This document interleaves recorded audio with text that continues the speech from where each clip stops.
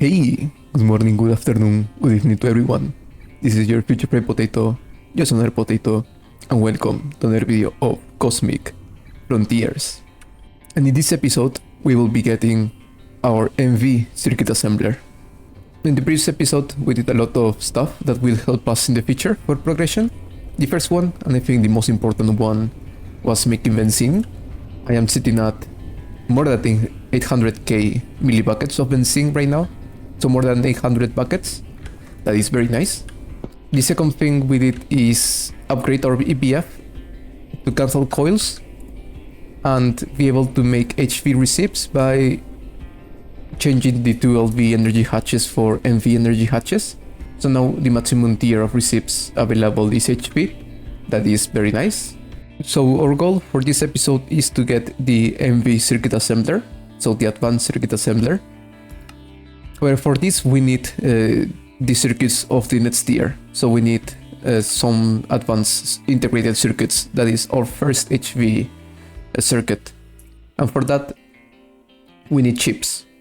We already have the silicon wafer that we needed in order to make the MV hatches. I already crafted one emerald lens, so we can do the RAM wafers and thus the RAM chips. But we are still missing one lens, which is the Sanite lens. Sanite is an ore that it is only found on the Aether, so we have to go there. Now before going to the Aether, we need to visit one more biome, and that is the Deep Dark. It took a bit of time to find one, but here we have one Deep Dark. That means that we have a lot of skulk, and we actually only need a skulk. Basically we only need 4 of a skulk, that's all. Actually we need a lot more of a skulk. You know what? Never mind. We need a lot of skulk. We got our first echo shard. We need 3 more. Well, at least this works. Now this should be enough. I really didn't wait that much. Maybe it passed 5 minutes? Yeah, I think 5 minutes. And now with this, let's throw it right here. And together with some mana steel and overloaded pearls, we can craft our gate pearl, the trials of the skies. A way up. Now I'll do the fight maybe around here. Yeah, maybe here. So we'll set up a bed here.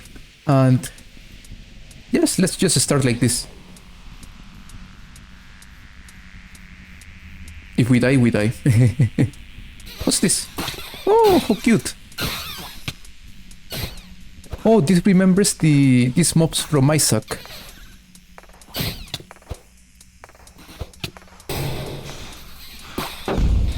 Ooh. What happened with my stamina? Hello, what happened? I am just... What happened? I cannot properly move. Am I booked or... I think I am booked. Yeah, I think I was booked right there. So let's start again for a second time. And let's not use the shield as well.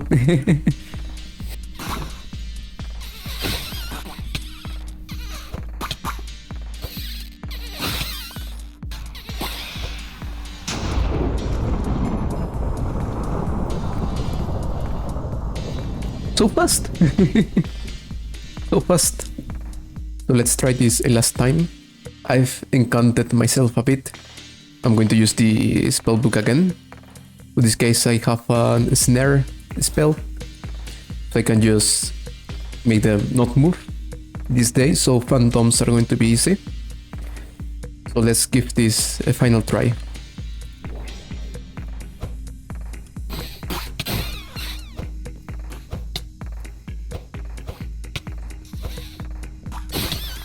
The bad thing is that they move so much.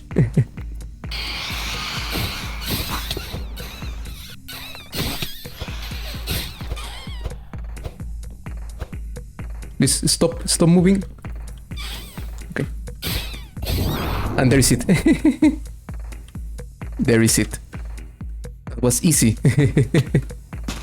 The problem is that they move so much. so much I couldn't hit them on the last 2 attempts. So yeah, that snare comes very handy. Now I won't have enough time to explore the Aether today. I need to do some stuff almost right now.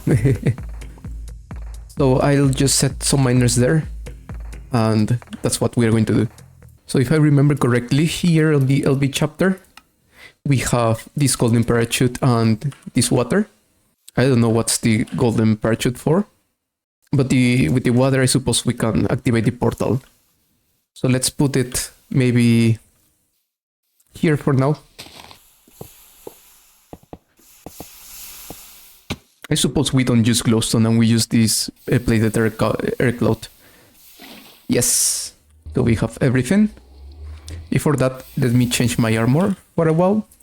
So the Aether is a cold place. That's why I have here an armor with some insulation for cold places. And I hope I don't die. I hope I don't die. So let's go.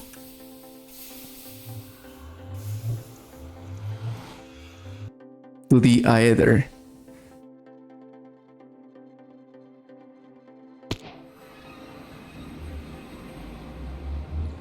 Welcome to Aether, and right there we have one of the materials that we need.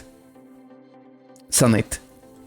The Aether is looking very Aether. There's also one structure right there. Oh, look at that. Let's go there. I said I don't have time for exploration, but let's do just some small exploration. Here we have also more sanite. What's in here? Ooh. Hello, my friend. How are you doing? Will they kill me if I open this? It seems yes. Okay, so there is... Oh! Okay, so veins are huge. Okay, so it shouldn't be hard to find the stuff that we need to find. Veins are huge. Look at that whale. Oh, it's so nice. I really like this mod in the past. It was very nice. Glowstone. Anyway, miners. I'll put a miner here. Put it like around here.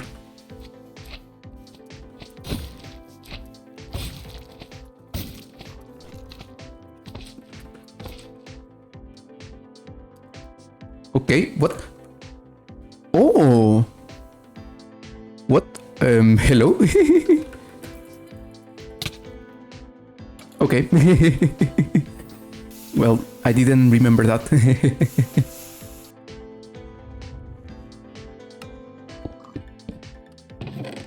So we are putting this miner here for sanite, which is something that we need right now.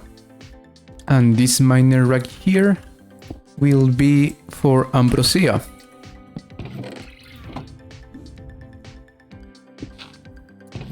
There is it, ambrosium shard. Let's grab some of this sanite, which is something that we are going to be using right now. Maybe we'll be doing some exploration a bit later, not now. First, let's do our circuit assembler. Now the first thing we need to do is cook this sanite. We are going to be doing the cyanide lenses first. Then we are compressing this. Then let's cut it into plates. 188 seconds. Okay. I should have used the MV cutter.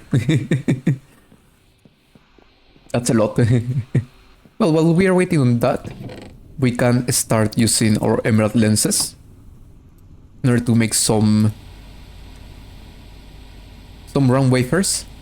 So we need to do ILC and RAM wafers. ILC we need the sanite, and the RAM we need the emerald lenses. Nice, so that's how we get a RAM wafer.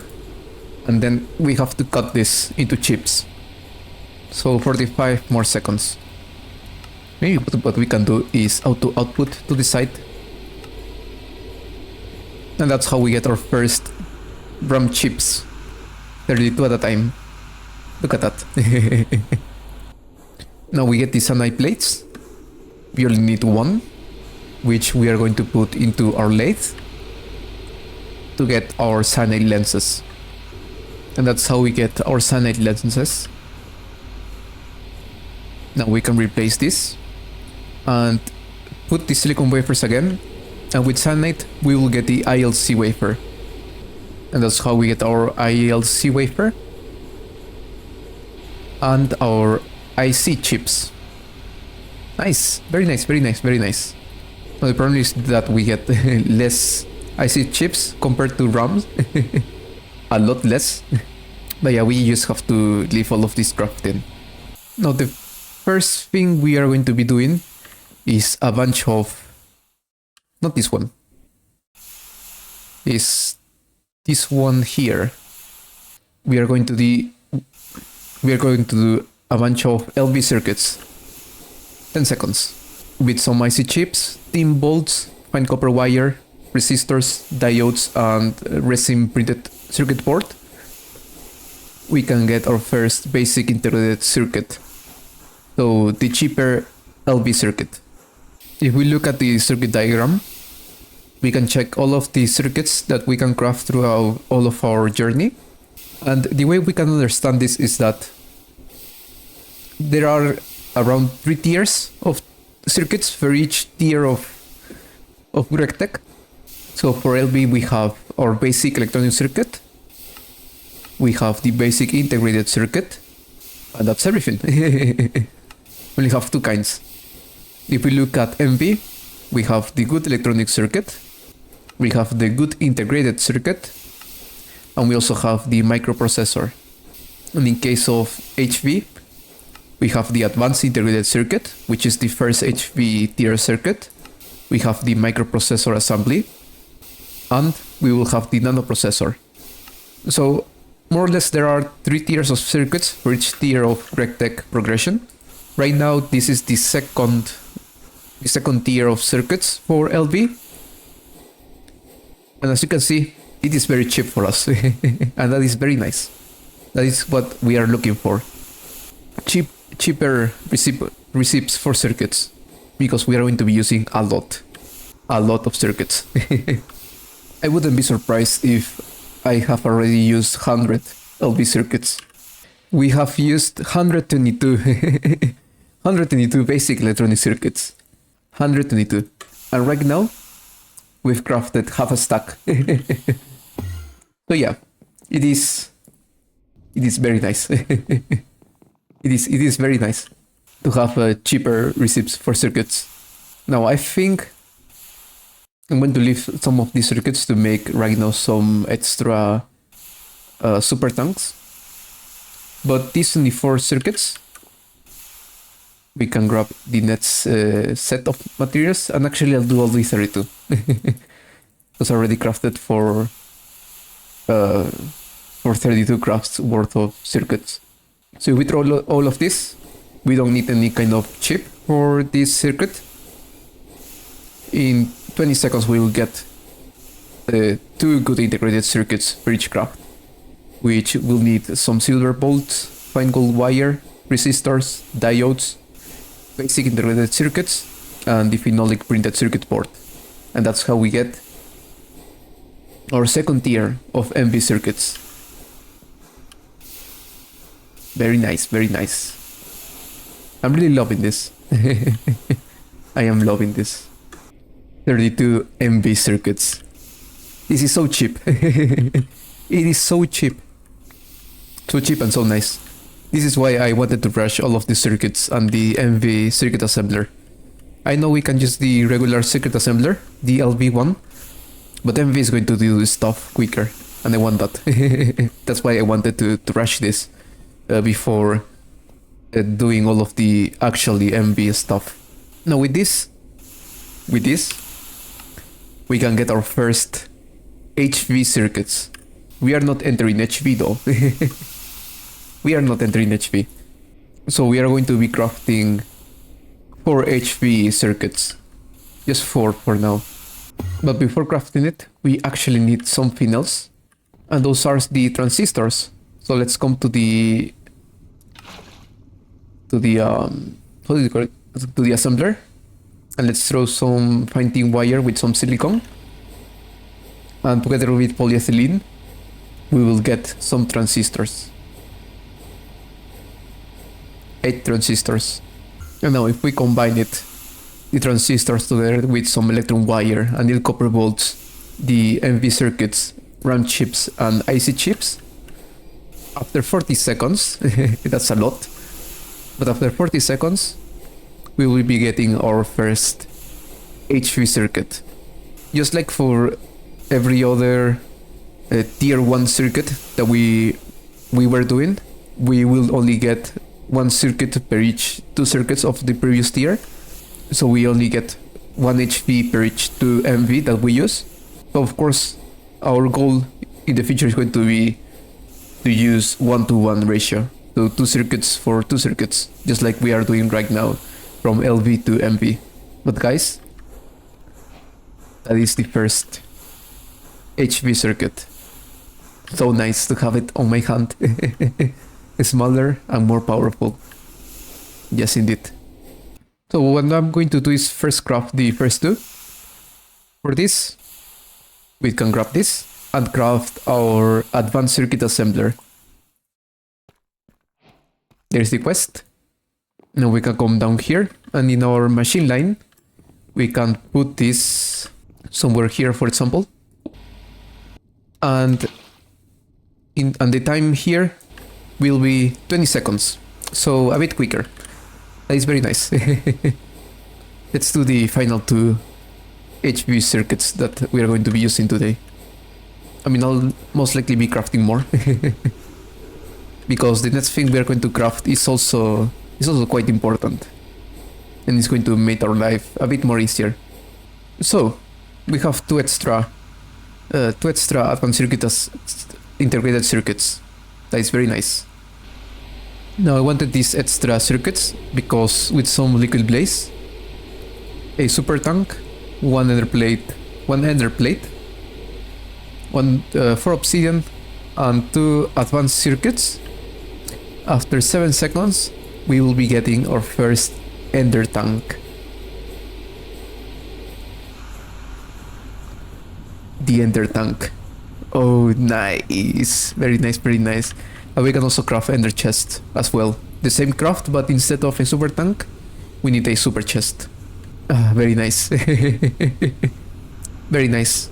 And of course now, we can put the ender tank, for example, below here. Below the super tank here, or maybe above. And we can put the output to the ender tank. And now, wherever we need benzene, we can just grab 1 ender tank and put it there. So for example, for our miners, now instead of having to carry the batteries and then coming back and charging them, the only thing that we need to do is grab a gas turbine, an ender tank with benzene, and that's everything. Very nice. We don't have to worry again about having to carry batteries. Look at the quest book. all of the first half, it is completed. But of course now that we have a good source of energy and some cheaper circuits, it is time to enter MV.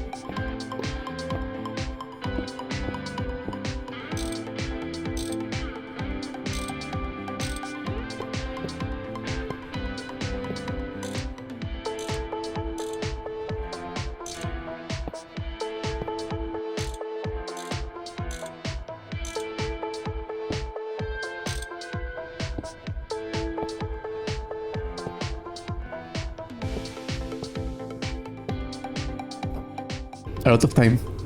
But now we are finally at MV level. All of our machines are upgraded. Let's start here at the workshop. We have these now new blue machines. And here in the back we only have 2 amps of MV being produced. So everything is looking very nice. Everything is looking very nice. The next thing maybe we can talk about is this new centrifugation system. As you can see, there were a lot of machines here in this side of the wall. Now there is nothing. And that means that I had a chance to reorganize the distribution of steam from this large bronze boiler. I decided not to destroy this and not to destroy all of the coke ovens yet. I'll do that whenever we fully specialize on the benzene production, which is going to be very soon. Maybe whenever we enter at HV, I'll do a proper setup for benzene production. That will be the centralized energy production. So I decided to reorganize the amount of steam that we are going to be producing with this. Right now we are producing 640 millibuckets per tick. That is enough to feed 10 steam turbines. 5 of those steam turbines are here, which is producing us some ethanol, and the other 5 steam turbines are right here, together with this recollector and advanced centrifuges system. This will give us both nitrogen and oxygen passively. And the good thing is that the centrifuges, they don't use that much energy. So you can see only 28 EU per tick. So we can use the steam turbines. And this gas collector is enough to supply to 4 advanced centrifuges non-stop. This takes 10 seconds to produce 10 buckets of air, and each centrifuge will take 10 buckets of air, and in 40 seconds will give us nitrogen and oxygen. So in those 10 seconds we are producing 40 buckets of air, which is enough to sustain all of this constantly. That's how we get 5 million buckets of nitrogen. And now that we have ender tanks, we can supply with nitrogen to our multi-blocks using ender tanks. And the same here, an ender tank. I haven't changed the ethanol production yet. I also have an idea to centralize our nether sediment production, and then divide the nether sediment sludge to, for example, these overloaded pairs for ethanol production, then some for mage bloom, other ones for salt sprouts, and stuff like that. So yeah, that's one plan for the near future, to centralize our nether sediment sludge production. Another small change I've done is just here. I've put a super tank for creosote oil, so these coke ovens, they never stop producing. We still get some charcoal here, which is used for fuel, and this creosote, whenever this charcoal goes to 0 and the bronze boiler it doesn't have any more charcoal, it will start consuming creosote. We have almost 2 million buckets. That is very nice. And of course we also will be using creosote to produce lubricant. And I am also thinking to use this wall for some distillation things. So here I would be distilling lubricant and some distilled water, for example. But it is something that I still need to think about. And last but not least, these 2 small setups. This setup is a lot of machines that I haven't found any place for. So we have our chemical bath, we have a centrifuge, electrolyzer, chemical reactor, arc furnace, mixer, distillery, canner, and spooling machine. And the most important of all, this setup here. As you can see, it is a mess of cables. But this is what we are going to be using to be getting some chromium. Now the thing with chromium is that a lot of its steps we can recycle some of the outputs that we get from here. For that we need to understand how all of this process works. So let's start. Everything starts on this mixer, from which we only have to input some soda ash. In this case I'll be putting 24. and this will give us 4 buckets of sodium carbonate solution. This is the very first step. Here we also need to input some oxygen, just some, to start all of this process.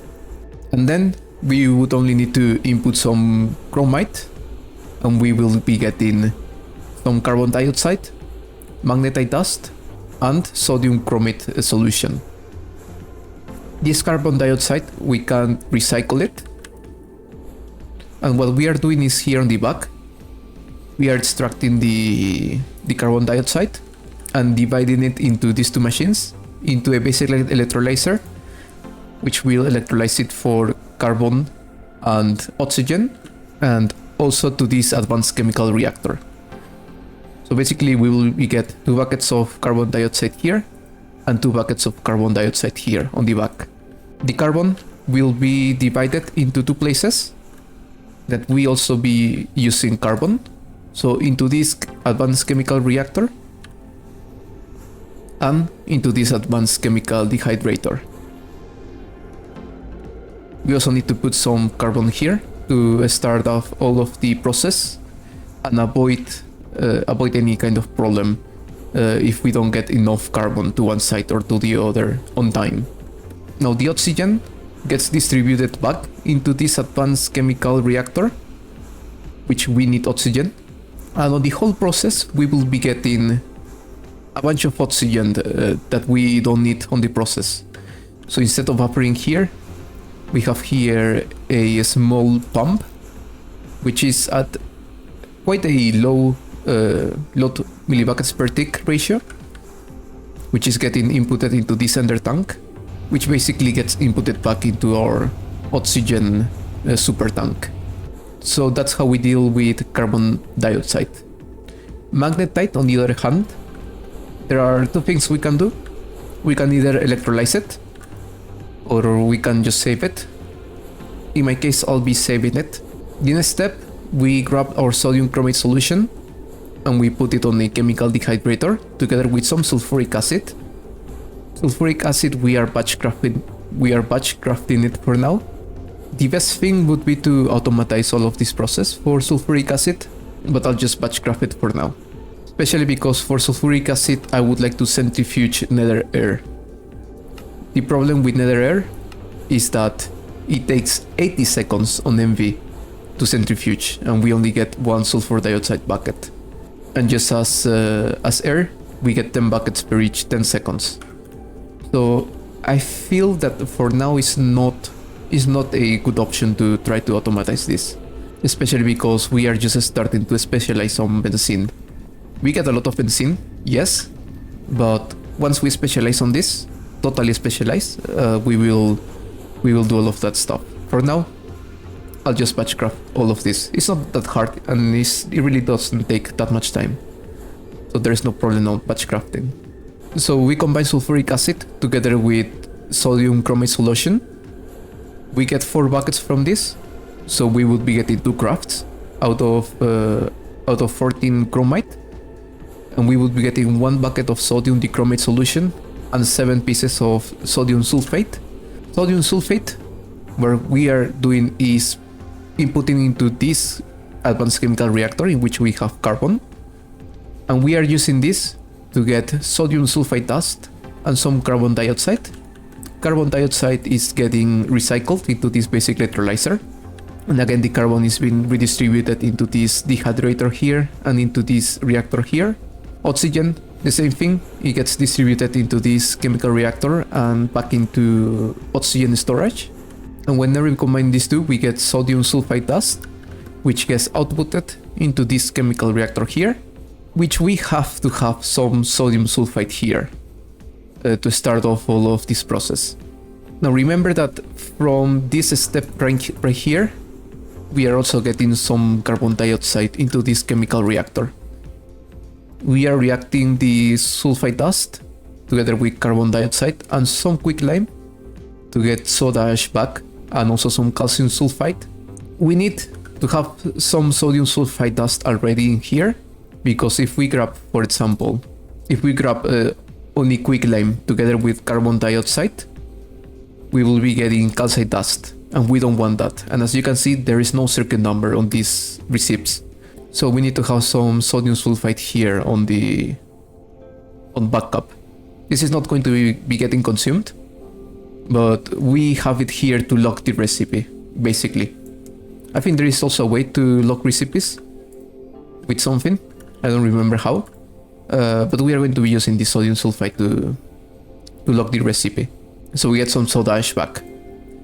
This calcium sulfite, we can electrolyze it to get calcium and sulfur. Sulfur we can store it, and calcium, together with some carbon and oxygen, we can also get calcite. And this calcite dust, if we react it with nothing on circuit number 1, we will get quicklime and carbon dioxide back. So basically, we can even recycle this even more and make it totally recyclable. So we can only input some chromite here, and we will be getting all of the process. I'm not going to do that, especially because that would take more machines, and I don't want to get more machines involved. This setup is disorganized. There is a lot of cables and a lot of pipes. I don't want to add more. So we get sodium dichromate solution, which will be transferred into this chemical dehydrator, which together with some carbon, we will get soda ash, chromium 3 oxide, and carbon monoxide. Soda ash is getting pulled into this pipe here, back into the basic mixer, so we can mix it again with some water to get more sodium carbonate solution. Carbon monoxide is getting pulled into this electrolyzer to get some carbon and oxygen back. And finally, the chromium 3 oxide, we can just grab it, and together with some aluminum, we can put it on an electric blast furnace to get chromium and some alumina. And that's how all of the chromium process finishes. So we can grab some quicklime, we can input it into this advanced chemical reactor, and we can basically start all of the process. So let's grab some chromite to see how all of this works, and let's input it here on this reactor. After 6 seconds, we will get in sodium chromite solution. Half of the monoxide is going into this reactor, and the other half into this electrolyzer, which I actually kind of forgot to this import mode. There is it. This is being reacted with some sulfuric acid, and now we have soda ash and chromium 3. We can also import this. All of the soda ash is getting into this basic mixer and crafting sodium carbonate solution. We need to wait a bit. This soda ash, we also need to import it, not export it. We get it back into this mixer, and all of the process just keeps crafting and crafting. And of course we can just throw this here and let this craft, and we get chromium. Now we need to automatize this, because chromium is not only used for Kanthal, but it's also used for stainless steel ingots. This is fairly easier than Kanthal, but we still need chromium. As you can see here, chromium. We also need iron, nickel, and manganese. And of course, I do need to move our miners to get some nickel and some manganese. Anyway, with all of this is the end of the episode. Again, we've done a lot, but not so much. It was mostly infrastructure building. Having this chromite processing plant fully automatically, or mostly automatically, is going to be a huge save of time. The same with all of these centrifuges and stuff is going to be also a good investment for the future. And of course, having these machines here upgraded is just always better. It is always good to have them upgraded. In the next episode, we will enter into Botania and hopefully get our first ingots of galvanized Aether steel. And with this we can enter into HV. We are very near. And I think yeah, I think we are spending less time on MV that we spent on LV, and I suppose that's good. I suppose that's good, maybe. There are some stuff I want to start doing before I start recording the next episode. One of them is getting some advanced miners, which is not that hard, I think. I don't feel it's really that hard. And I also want to get one of these pumps set up, which again is not really that expensive for us right now. Yes, I want to set up one of these pumps. We are not doing petrochemistry, but I do need some oil being produced for next episode. You will see why. Yeah, but for now I'll be doing that, and I'll be building the distillery zone, because we do need some lubricant for this cutter, and also we need lubricant for this cutter right here. But yes, Botania and entering HV is going to be for the next episode. For now, this is the end of this one, and if you are still here, thank you for watching, and as always, I hope you have a better day, because it can always be better, and I'll see you on the next episode. Bye!